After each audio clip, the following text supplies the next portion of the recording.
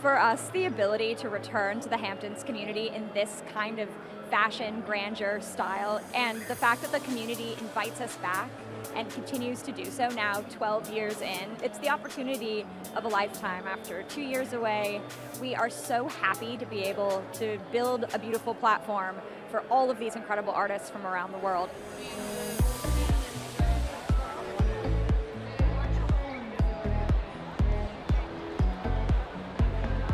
Water is commerce. Water is such a vital part of everyday life.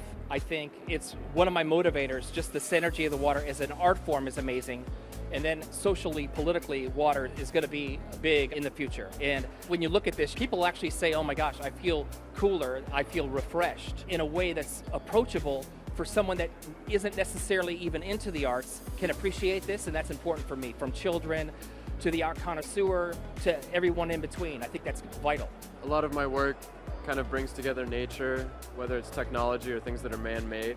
I wanted to create kind of a clash between a lot of different things, primarily masculine and feminine. It's an adrenaline rush that I started to experience when I started with street photography, and there was an adrenaline that I would get when I could feel that something was good. Now that I do studio work, it's all very, very planned out. But there's obviously a lot of room for spontaneity and variety. Everybody has that feeling at different times, and that's what differentiates people's work from each other. The only way that you're going to be happy and make the most fulfilling work is if you're doing what you actually believe in. Your mind has no limits. Some people question me, like, why do you jump around? You do jewelry, then you do this, and you do... It's because I can jump around. And why not? The work has to have a lot of meaning for yourself. I love the comical shape of the symbol, whether it's man or woman. Like my symbol bracelet is pals. And especially during the pandemic, there's always someone who's been a pal for you.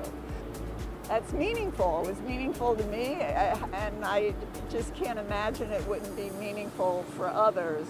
In this show in particular, we really hone in to the Hamptons mindset, where we have an opportunity to all come together and to support our local galleries, focusing on the voice of the gallerist and how it will fit within this big conversation that we're all having with each other. And the Hamptons audience is such a remarkable group of people. You have a huge history of art making out on the East End, and the art can be beautiful, but it's about so much more than that so often, and we really can only learn about that by asking, and that's why the art fair is such an incredible model.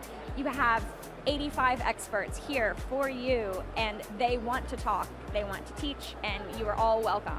I just find light something that's very much of the everyday, but also very mystifying, and different physical qualities of light and the way you can harness them and use them to achieve different qualities of the art piece. I always continue learning from this process in unexpected ways. It's really just a game of proportions that led to these shapes. You never know where small interest or curiosity can lead you, and just follow it through. It'll always pay off because it interests you.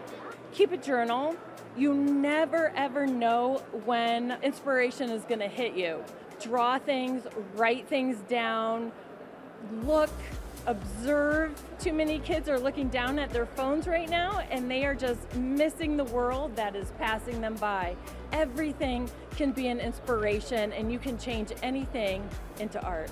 That's part of my name for my series, Lost and Found. I found these huge wooden curls and created them into something beautiful, which I hand curl one by one, and then I glue down one by one into the sculpture that you see here. So it is a fairly time-consuming process, and I actually incorporated some iridescent vinyl in there, which is another little step of creativity that I keep evolving with my sculptures.